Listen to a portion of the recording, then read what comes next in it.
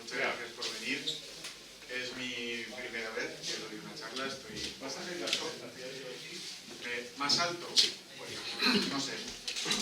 Voy a intentarlo. No te preocupes que se curen los nervios. No, sí, sé que me escucháis. Lo que pasa es que como lo están grabando... Bueno, yo estoy un poquito más acostumbrado, ¿vale? Hablar más alto. Y bueno, creo que he podido insuflar toda la confianza, ser entre amigos, Sí. todo va a salir bien Yo creo que sí. y vamos a hacer PM. Si notáis que... Esto no se grabe, por favor. ¿Vale? Ahora sí. Ponte cerca. Pero Vale. un poquito de presentación, hombre, Vale, sí, vamos claro. a presentarlo. Él es socio de ABA desde hace 5 años. 5 años. Responde al nombre de Guillermo Rafael Mauri, lo que pasa es que todo el mundo lo conoce como Rafael es Guille. apellido. ¿Vale?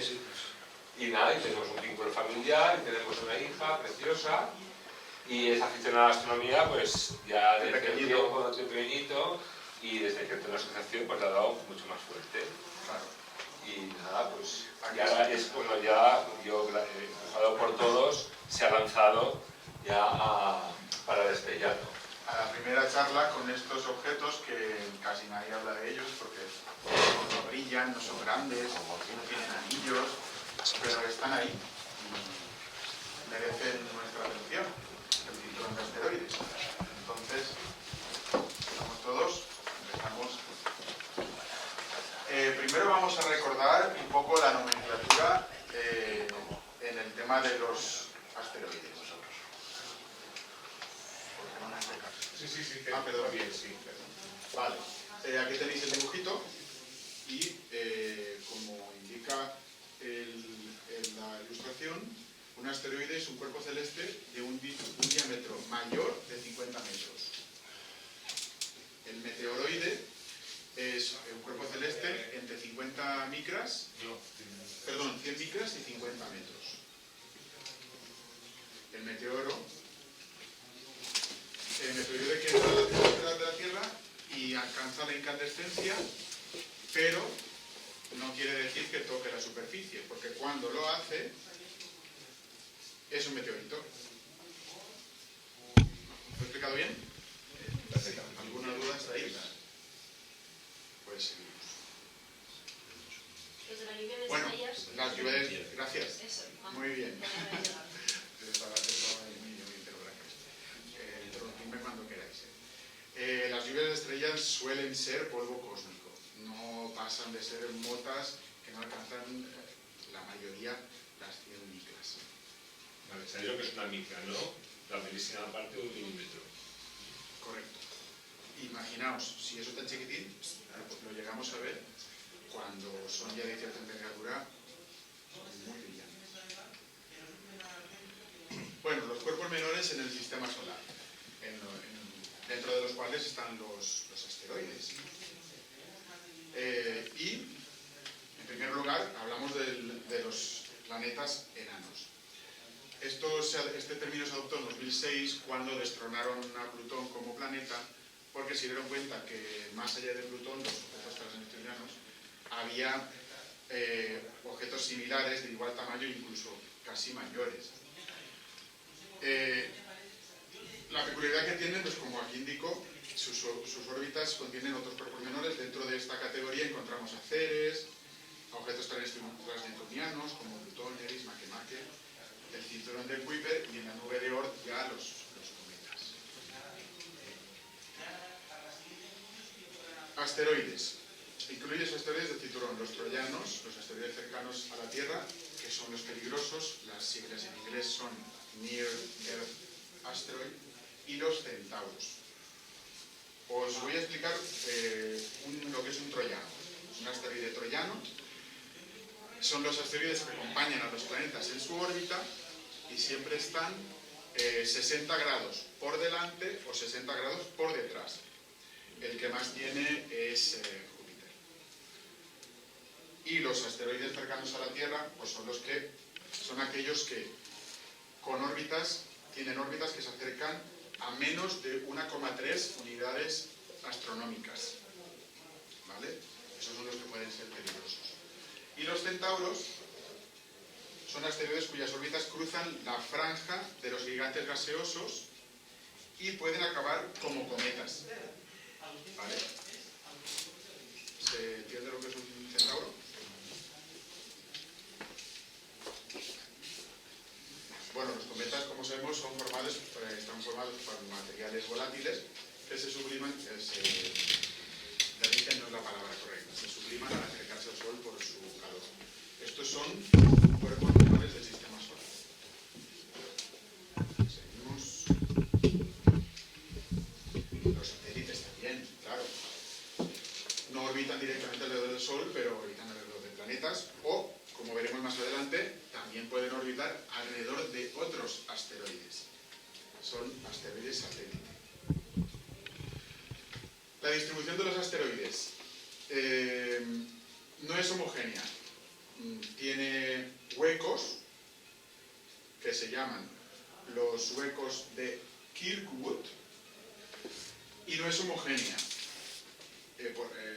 Por eso ahí están los huecos que en ciertas zonas del cinturón se extiende entre 2 y 4 unidades astronómicas. Y ahí hay muy poca densidad de asteroides.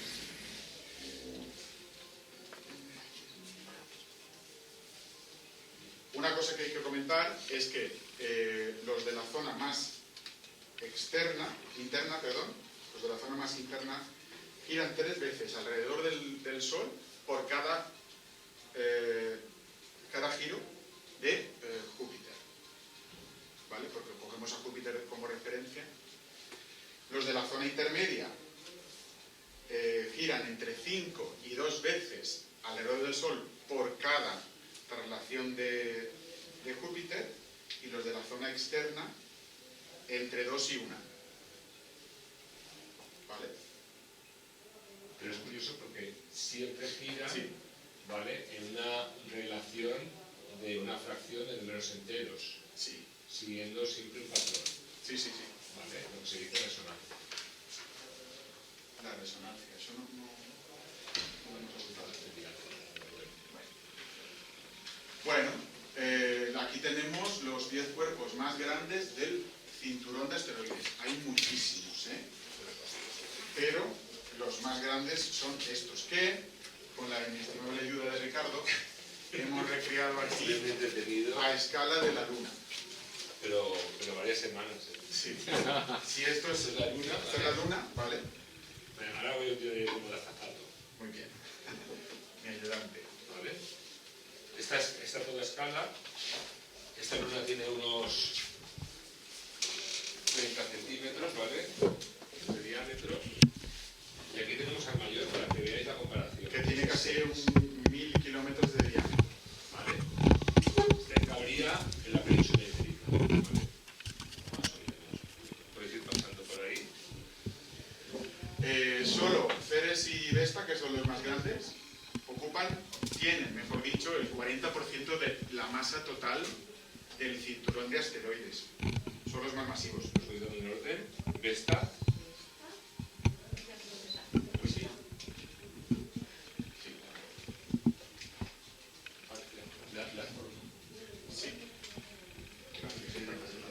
Este es Palas, el tercero. Vesta, Ceres, perdón, tiene tiene forma Ceres ahora? esférica, consiguió tener forma esférica. Aquí estás.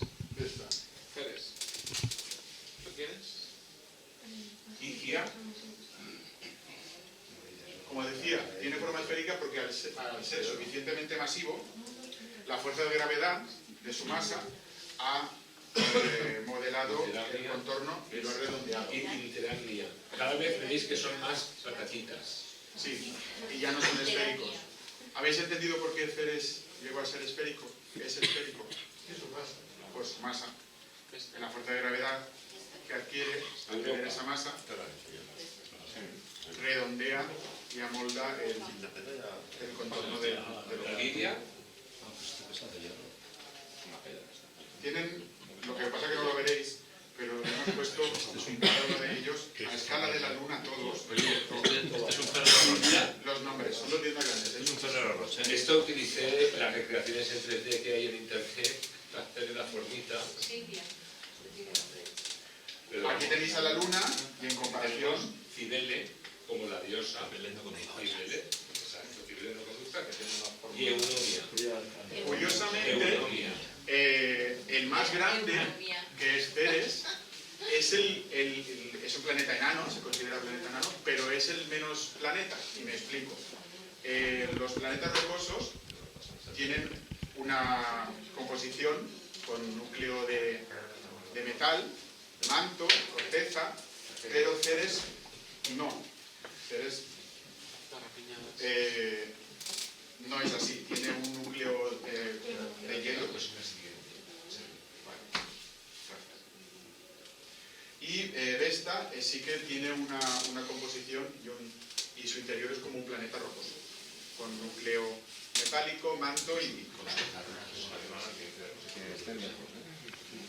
ahora lo veremos. ¿Veis? Ceres es un poco extraño en ese sentido. No es como los planetas. Pero Vesta sí.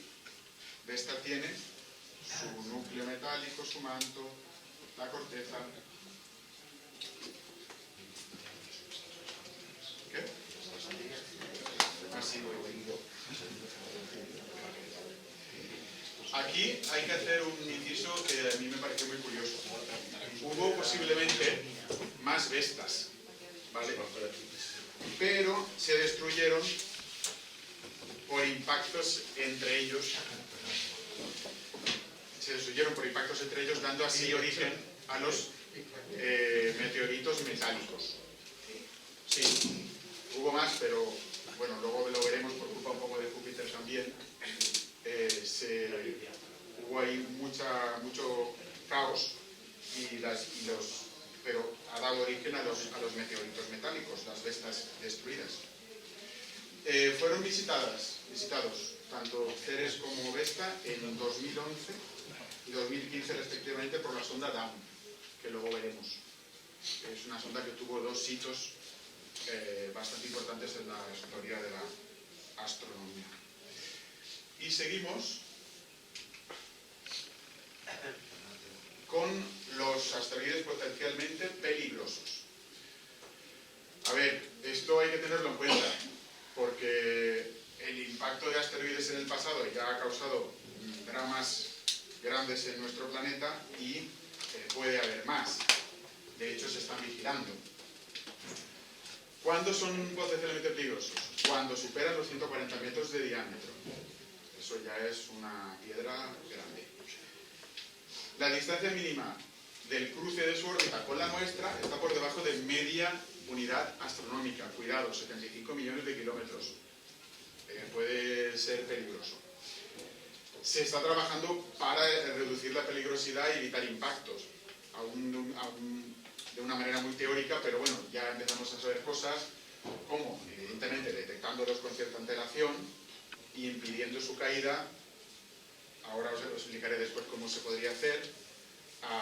Si no se rebasa cierta velocidad, moviendo su trayectoria y su órbita, en el caso de que se detecten a tiempo. ¿Alguna pregunta hasta ahí? Voy muy deprisa. ¿Se me oye bien? Sí.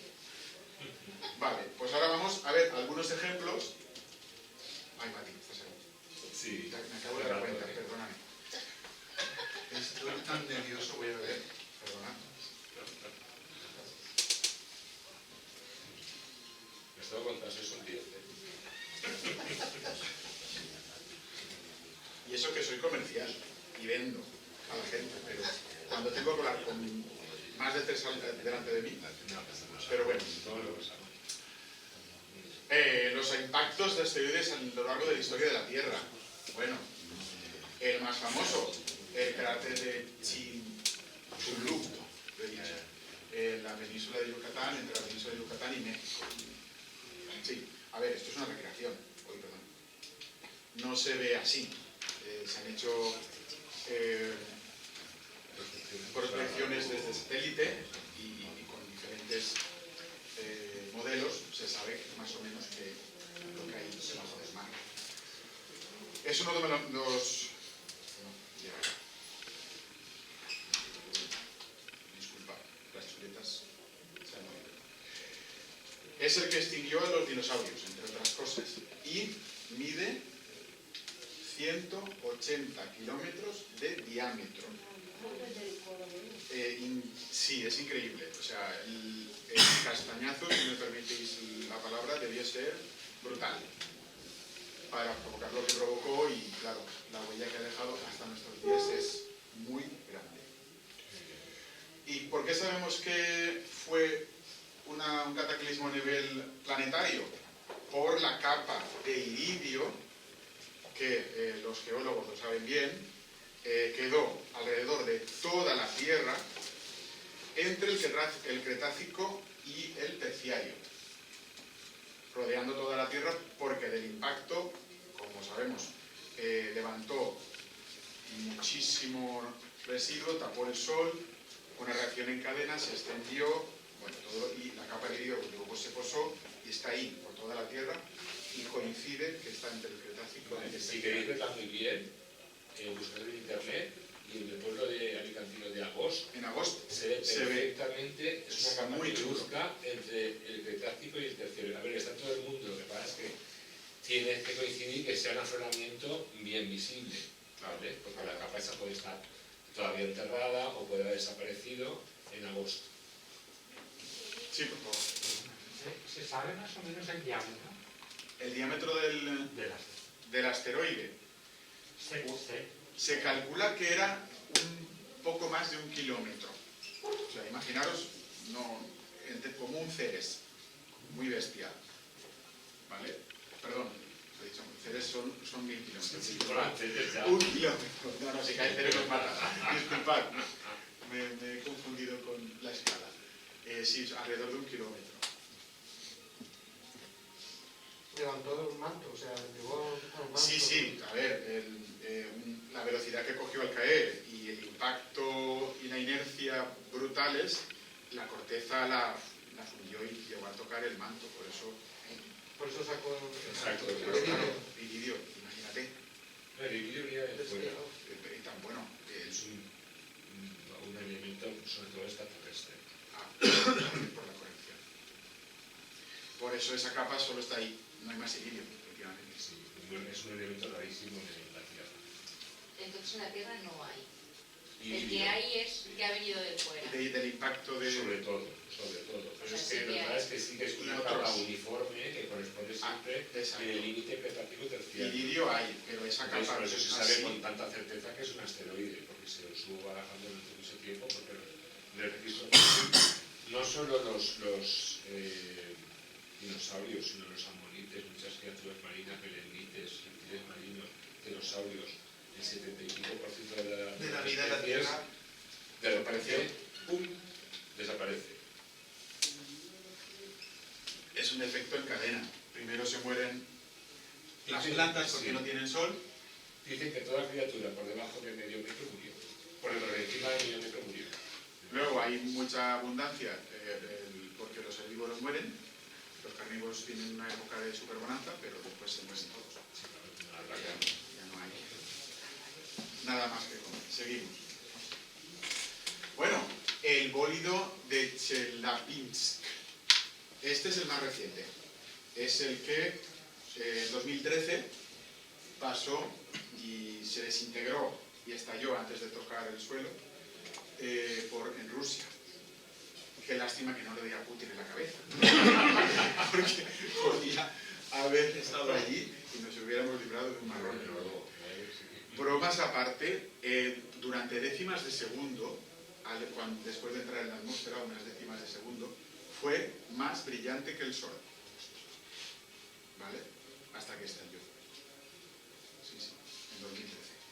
En YouTube hay muchos vídeos para verlo. Luego tenemos el cráter de Vredefort, lo he dicho bien. Este es muy chulo porque es de los más antiguos y grandes de la Tierra. Está en Sudáfrica y tiene, ojo, más de 2000 millones de años. Este tiene 65 y se ha conservado, entre comillas, bastante bien. Pero este que tiene 2000, cuando la Tierra era relativamente joven, aún ha llegado hasta nuestros días los restos de ese impacto. debió ser también catastrófico. 2.000 millones de años. Y bueno, el famoso, no podía faltar, bólido de Tunguska, en Siberia, en Rusia también. Se cree que eran restos de un cometa o de un asteroide que se estalló poco antes, pocos centenares de metros antes de tocar la superficie terrestre y provocó que el bosque pues, se quedara así, todos los árboles como palillos. Y por último tenemos el cráter de Meteoro en Arizona. Este es muy turístico, ahí todos los americanos casi todos lo conocen y va muchísima gente. Tiene 170 metros de diámetro, perdón, lo he dicho mal, vale. 1200 metros de ancho y 170 de profundidad, ¿vale? Este es bastante, entre comillas, ¿este que la tenía, Ricardo? Este se cree que tiene unos 1.000 o menos 1.000 años. Sí. O sea, le pillaría a la gente. Ya. Probablemente. Ah, mira. Es el más moderno. Pero es de libros, un trabajo de libros. Con el efecto cráteres, impactos, es otro tema. Seguimos. A ver si hablamos. ¿Tenéis alguna pregunta? Pues si no me embalo, no me doy cuenta. En el caso del Sí. Chicxulub, ¿por qué, ¿a qué se debe la forma de los dos círculos concéntricos? Guay, esa pregunta. A ver, cuando es tan grande el objeto, el meteorito, y cae con tanta fuerza, hace el mismo. Imagínate la corteza terrestre, ¿vale? Con una gota de agua que tú lanzas a cámara lenta y ves cuando cae que hace las dos. Porque Lo mismo vuelve. en el agua en la tierra. Pues eso en la corteza. En la luna se puede ver algo Eso, así. intentad imaginar, el madre mía que has dicho es que es eso, o sea, De lo bestia que era. claro, como agua.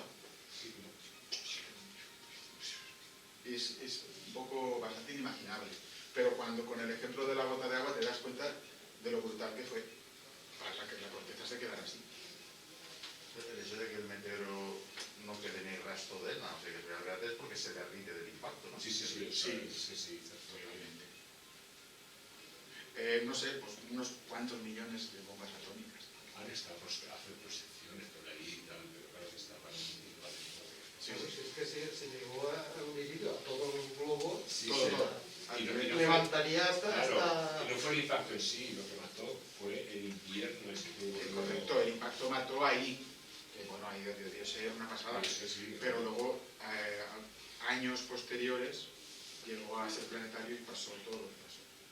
Oye, Bueno, una cosa, sí. ese de Tunguska, ese no está muy claro, ¿no? ¿Ese?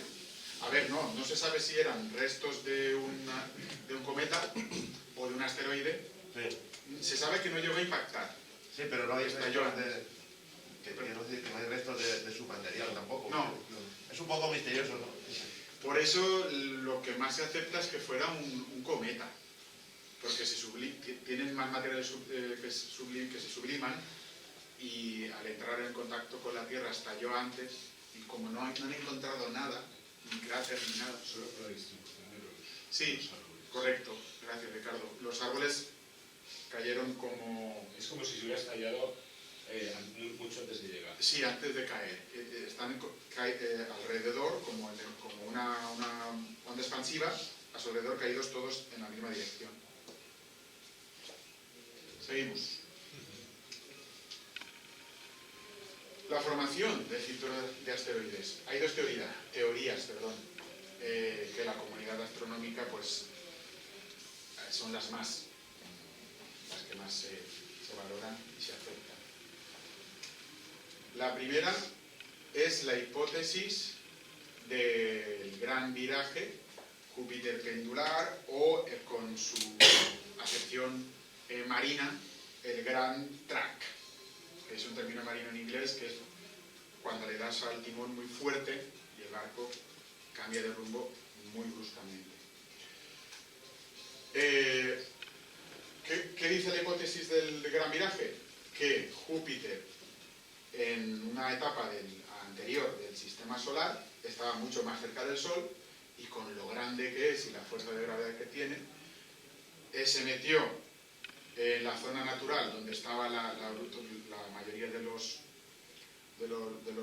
asteroides, y los expulsó de su órbita, y aumentaron las colisiones entre ellos y destruyendo a los incipientes protoplanetas que se estaban formando, los planetas bebés. Pobrecitos. Júpiter. Sí, no. No, pero que sepáis que cuando veis un meteorito metálico, lo que he dicho antes, estáis ante un trozo de un planeta frustrado, un planeta destruido. Sí.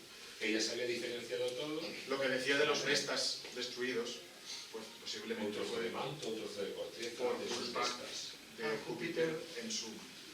No dejó formarse y nada. No. Se metió por el medio y como elefante cacharrería, literal, pero a lo bestia. Bueno, pues eso, propició choques entre ellos, todo polvo, y todos los protoplanetas que podían ser, no fueron. Y otra hipótesis es esta, a ver si se entiende. Hipótesis del cinturón inicial vacío. Los asteroides llegaron a su posición actual después de crearse desde los anillos más o menos densos que había entre los planetas en formación. ¿Se entiende? Sí, los planetas había como anillos de partículas. Claro, los restos de... imaginaos el ciclo de acreción cuando el sistema solar se estaba formando. Pues cuando ya los diferentes planetas cogieron cierta entidad, los restos... ¿Qué? Todavía había protoplanetas ahí. Protoplanetas. Entonces, llegaron a la posición actual después de crearse, porque los restos de los anillos de acreción que no fueron planetas se quedaron, los dejaron ahí. Encontraron ese sitio cómodo entre ellos. Correcto, me quedo aquí, ya no interactúo con los grandotes y los rocosos están más o menos lejos y no son muy grandes. Las dos, realmente no se sabe si fue esta o esta. Sí, pero espera, hay algo que se me olvidó decir muy importante. ¡Ah! ¡Ostras! Sí, Gracias. Los tipo C, los asteroides tipo C, que se cree que trajeron en la época de grandes impactos sobre la Tierra el agua a la Tierra. Gracias, Ricardo. Se me ha pasado. Aquí, claro, la diapositiva, la foto está en inglés. Los azulitos con agua vinieron desde la zona Júpiter-Saturno. Se quedaron ahí. ¿Alguna pregunta sobre las teorías sobre la formación del cinturón? Vale. La rotación de los asteroides. ¿Por qué sabemos que rotan los asteroides?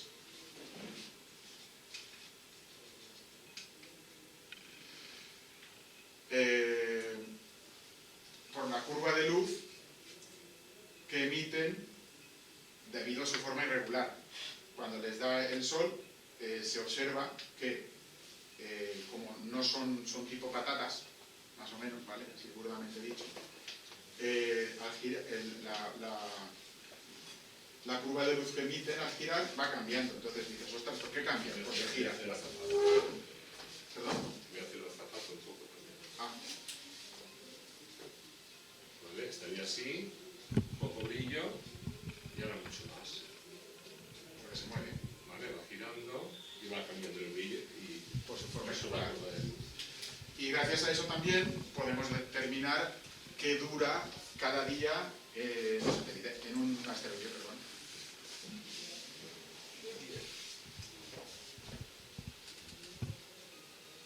Todos rotan. Seguimos. Bueno, esto ver si me sale bien. El efecto Jarzkowski. Ayer hicimos el ensayo general y a ver si lo explico bien. Necesito. ¿La tienes tú? Sí. Esto es un fenómeno que descubrió, vale, un astrónomo polaco, Iwan Jarzkowski, en el cual dice: si el asteroide en cuestión gira contrario a las agujas del reloj, así, ¿vale? Acumula, cuando está girando al contrario a las agujas del reloj, acumula radiación, se calienta la parte que le da el Sol, y al seguir girando, esa radiación residual acelera al asteroide, ¿vale? Al acelerar, cambia un poquito, puede llegar a modificar un poquito el rumbo, ¿vale? Efecto Jarzkowski. Y al revés, si en vez de girar así, gira así, las agujas, como el reloj, sigue trasladando y rotando, lo frena la radiación acumulada al girar. Se ve bien. ¿Se entiende en el dibujo? Si gira en sentido de las agujas, ¿vale? Imagínate que va así, ¿vale? En esta dirección de traslación alrededor del Sol. Si se calienta y va en sentido de las agujas, esta parte se calienta y hace de propulsión, pero frenando el movimiento de traslación y lo enlentece. ¿Se entiende un poco? ¿Entendéis? Esto, ¿Qué mira, es este? misión cumplida. Y el contrario este. Estuvimos un buen rato leyéndolo, ¿eh? Porque primero lo tenía que entender yo. Porque Yo Ricardo, también. sí, anécdota, paréntesis. Guillermo, lo estás explicando muy raro. Es que tú no lo entiendes, digo. Pues vale, tienes razón. Empezamos otra vez. Vale, pues me alegro, lo habéis pillado la primera. Aquí lo explico.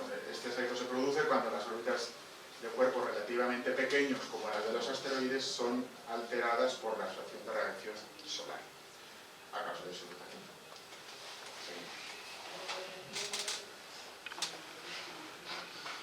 ¿Se puede cambiar el rumbo de un asteroide? Sí, se cree que sí. Habría que alterar significativamente su rotación,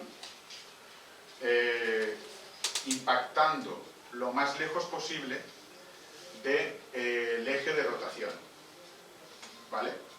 Y así, si haces eso con sondas, con material explosivo, todo teórico, pero por la física y aplicando eso sobre un asteroide, puedes incidir lejos del eje de rotación. A ver, ¿tienes ahí a Ceres? Sí, otra vez. Otra vez. Vale. Si Ceres gira así, este es su eje de rotación, y tú le impactas muchas veces, tened en cuenta que son objetos con una masa relativamente pequeña, entonces no es descabellado pensar que muchas sondas impactando ahí, ¿vale?, le ralentizan o aceleran la rotación, con lo cual, si eso lo combinas con el efecto Jarzkowski que os he explicado antes, puedes modificar su trayectoria. Sí, a ver, es como cuando le das una patada a un balón. Un balón, su trayectoria, entonces le das un giro, tienes un giro y cambia su trayectoria. Le mueves el eje de rotación. Si tú al balón te viene rodando y le das en el centro, va recto, pero si le das a un lado, cambia. Sí, cambia el sentido. Sí, se captura. Pues en los asteroides, que no son muy grandes también, ¿no? ¿Esto se entiende? Estén muy callados. Estamos escuchando. Vale, pero yo quiero que preguntéis. Está la sonda DART, ¿no? Es DART la que han enviado para hacer eso. Enviaron. Ahora llegamos a ella. La Deep Impact lo hizo ya, vale, pero es que he preguntado por la DART. No, era por la DART, ¿no? No es por la DART. ¿Cuál? DART no es la No, esa es otra, disculpa. La Deep Impact es la que intentó, o lo consiguió poner en práctica esto. Y sí que observaron que después del impacto, el asteroide se movió, cambió su trayectoria. Eso viene relacionado con lo que decía al principio, con los MEAR, los asteroides potencialmente peligrosos. Si se detectan a tiempo y antes de que interactúen con la gravedad de la Tierra, poderlos desviar, porque si se detectan demasiado tiempo ya cogen velocidad y es imposible. Bueno. Asteroides desviados y capturados. Cuando los asteroides se acercan demasiado a los gigantes gaseosos, como son tan grandes y tienen tanta fuerza de gravedad, se pueden desviar de su trayectoria original. Y se alejan a órbitas donde no interactúan con ellos, pero ya los ha desviado. O sea, uy, me estás agobiando, me voy, me quedo aquí ya, ¿no? ¿Vale? Se desvían. La captura no es habitual, porque las velocidades relativas son muy elevadas entre ellos, entonces no hay captura. Y si la hay, acaban, por lo grandes que son los gigantes gaseosos, es muy rara, los destruye, como le pasó a Schumacher antes de tocar. Los asteroides troyanos es lo que he explicado antes. Los que acompañan a los planetas, 60 grados por delante, 60 grados por detrás. Júpiter tiene, que sepamos, 5.000, pero seguro que más. Lucy, la misión Lucy, explorará, creo que llega el año que viene, o el 24, algunos de ellos. Y nosotros también tenemos, la Tierra tiene, y los planetas rocosos también. Pero no son peligrosos porque nos acompañan. Van en el plano de la órbita. No se cruzan, No. es en nuestra órbita. Correcto. Ellos van por delante o por detrás, pero no hay problema. En los puntos de Lagrange que se llama, pero eso es mirar en Wikipedia.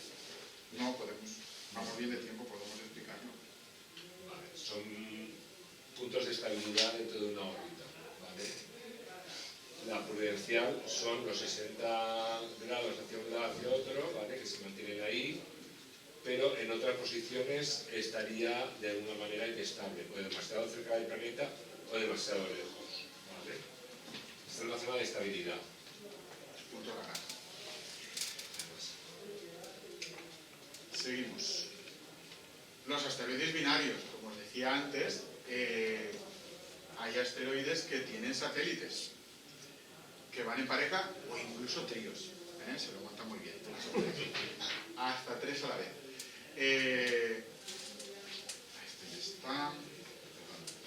La sonda Galileo, que se lanzó en el 93, descubrió que Ida tenía un asteroide satélite, dáctil, que giraba alrededor de sí. Ida. Pero tiene satélite. Y luego está el trío de Rómulo y Remo, que giran alrededor de Silvia.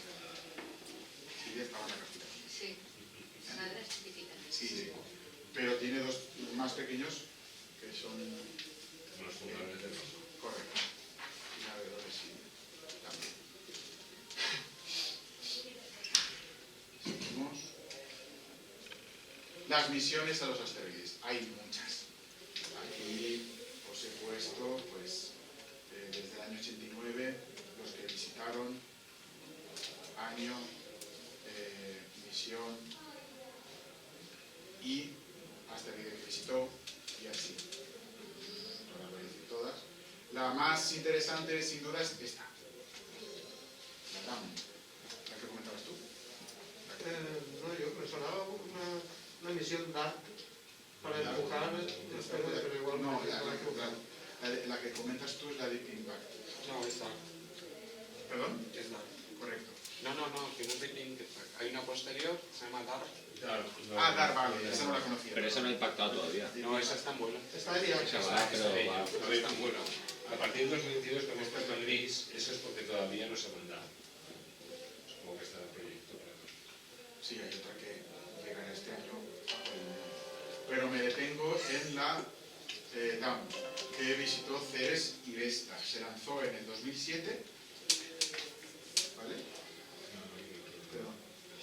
Sí, Se lanzó en el 2007 y llegó a Vesta en 2011, pero en su camino, para impulsarse, cuando llegó a Marte, ¡zum!, le dio un empujón gravitacional y lo llevó a Ceres, que llegó donde llegó en 2015. ¿Dónde estás?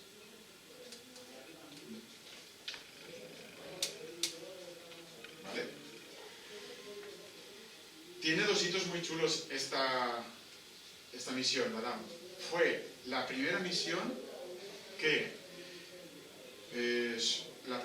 sobrevoló dos objetos distintos a la Tierra, ¿vale? Que fueron Ceres y Vesta. Y también porque la sonda de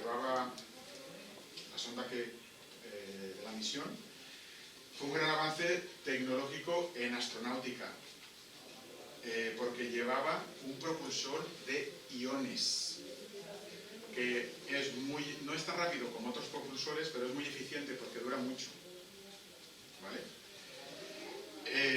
Básicamente lo que hace es expulsar, hacía iones cargados eléctricamente a gran velocidad y por eso se impulsaba. ¿Qué pasó? Cuando se le acabaron los iones, en 2018 le perdimos la pista y se perdió en el espacio para siempre. Y ya está.